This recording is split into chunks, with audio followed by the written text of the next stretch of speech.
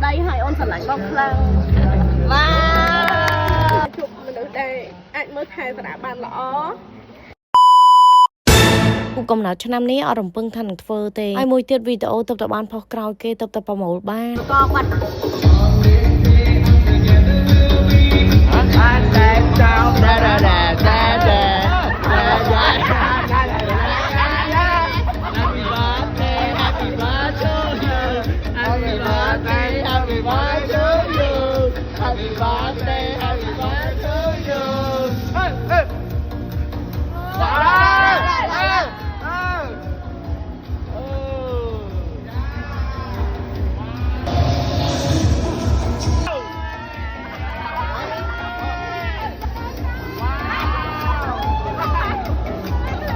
่สำคัญนะถ้าอารมณ์เพิ่มออกมาเตอร์ตอนนี้จะโดยแกให้กระทันมาจังจะกระทำปุ๊กก็สปรายสอได้ขึ้นแต่มวัง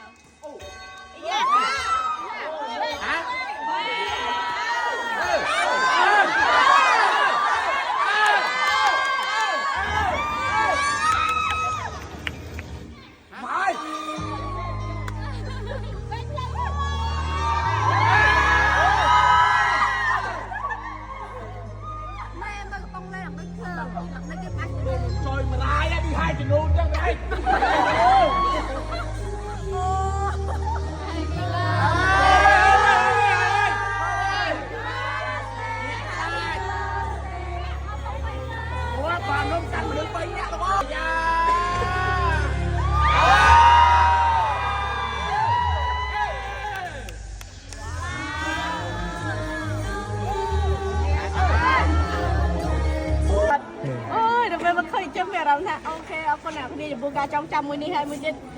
เอาเหรียญให้เจ๊trong video này đáp sầm lên real tới miền này chi mẹ đóng thành nhungแบบnhung miền khúc giangแบบchỉ bây giờ cứ nhung miền đây nhung nâng mở là trời bay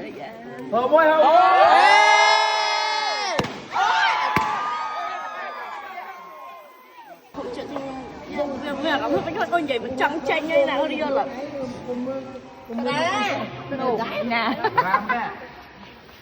hàng ngày birthday bao nhiêu nhưng của bạn phơi mới sắm sara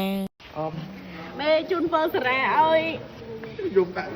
anh đây giờ ngay khu vực nào bao nhiêu vậy cứ nhung chun phơi sara ơi chua mình úp rau mình nè đây dạ đôi dạ lọ được đây nhung trắng rồi hay là ngay phù hưởng đây mẹ chui ăn chui ấy sara bán mẹ thầm tệ mẹ giờ mẹ chun phó ơi sara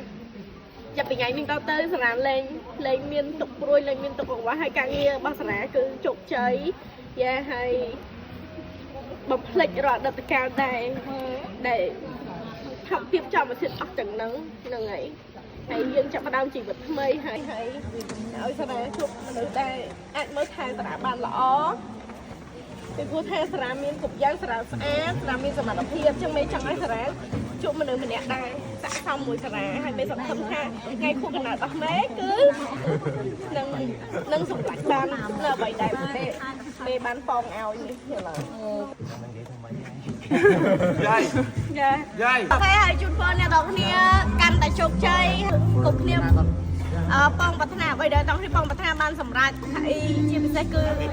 สิ่งกระไดซับค่ะเปลี่ยนทางกระไดซับคือมีกรุ๊ปยางไหมเน่เอาเพลงให้จุนปอไปได้ใช่เอาไอ้ปองในแต่แบบนั่งtừ là hô hay mới tiết cứ càng nhiều bọc ở đây cứ càng tại trông chơi tầm mục hay trong phèo ha dạ ôn miên sầm nang để ôn miên bông chỉ ở đây hay ôn sản lại bông khlang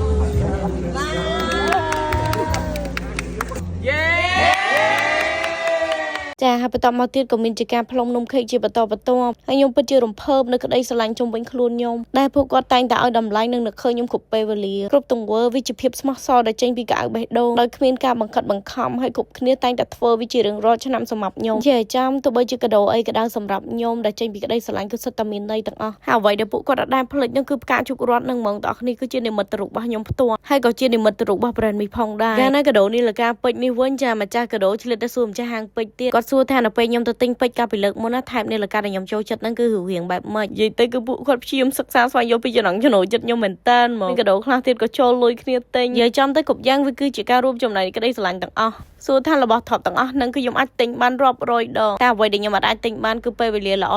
ហើយនឹងក្តីស្រឡាញ់ដ៏ស្មោះត្រង់ចេញពីកៅអៅបេះដូងរបស់ពួកគាត់ដោយទាំងអស់គ្នាឃើញអញ្ចឹងចាទស្សនភាពហ្នឹងគឺសិទ្ធិការជប់រាល់ដោយសារតែពួកគាត់ដឹងថាចំណង់ចំណូលចិត្តរបស់ខ្ញុំនិមិត្តរូបរបស់ខ្ញុំគឺពួកគាត់អាចចោលបានទេហើយវគ្គនេះគឺវគ្គដែលខ្ញុំធ្វើអ៊ុតកាដូប្តីម្ដងហើយកាដូដែលប្តីខ្ញុំឲ្យហ្នឹងគឺជាកាដូដែលខ្ញុំមិនដែលរំពឹងសោះឡើយថាបានយើងមិននិយាយរឿងលុយទេតែយើងនិយាយរឿងពេលវេលាដែលយើងទៅធ្វើកាបូបហ្នឹងដោយសារខ្ញុំឃើញគេ share តគ្នាអញ្ចឹងណាហើយកាបូបមួយហ្នឹងគឺខ្ញុំស្រឡាញ់ខ្លាំងមែនតើបងប្អូនអើយហើយបើខ្ញុំនិយាយអញ្ចឹងខ្ញុំឃើញគេ share តគ្នាខ្ញុំគិតថាកាបូបហ្នឹងគឺមានម្ចាស់ហើយខ្ញុំមកក៏ចង់ឲ្យប្តីខ្ញុំធ្វើខ្ញុំដូចគ្នាប៉ុន្តែក្នុងការដែលធ្វើកាបូបហ្នឹងមួយអាចចំណាយពេលរហូតដល់2ខែតែពេលដែលខ្ញុំឃើញកាបូបហ្នឹងគឺគៀកថ្ងៃ birthday ខ្ញុំបាត់ហើយអញ្ចឹងខ្ញុំក៏គិតថាវាគ្មានសង្ឃឹមទេប្រហែលជាប្តីខ្ញុំនឹងឲ្យកាដូផ្សេងមកខ្ញុំអញ្ចឹងណាបងប្អូនអូយតែចុងក្រោយដូចខ្ញុំនិយាយអញ្ចឹងរបស់ខ្លះយើងអត់រំពឹងទេបងប្អូនអើយតែបែរជាបានមកនៅក្នុងដៃហើយកាត់យ៉ាងមានក្តីសុខទៀតដល់ពេលនេះបងប្អូនខ្ញុំរំភើបអត់ទាន់បាត់ទេណាចុងក្រោយខ្ញុំនៅតែអាចខ្លាចជាម្ចាស់កាបូបមាសមួយហ្នឹងវាជាម៉ូដដែលខ្ញុំស្រឡាញ់បំផុតហើយនេះវិញចាជានំខេកដែលបានមកពីហាង DDK គាត់បានជូនខ្ញុំឲ្យខួបកំណើតផងដែរហើយបើរឿងសាច់គូសិននេះវិញបងប្អូនបើខ្ញុំមកដាក់ color ថ្ពាល់និងគូ eyeliner នេះប្រហែលជាមើលដឹងថាខ្ញុំ make up ទេត្រូវដោយសារតែការ cover របស់គូសិននេះគឺអត់ក្រាស់ទេសាច់ស្ដើងបិទបាំងស្នាមបានល្អហើយថនមកបែបធម្មជាតិទៀតយកមកសាច់មុខយើងគឺប្លង់ចាំងស្អាតចឹងហ្មងណា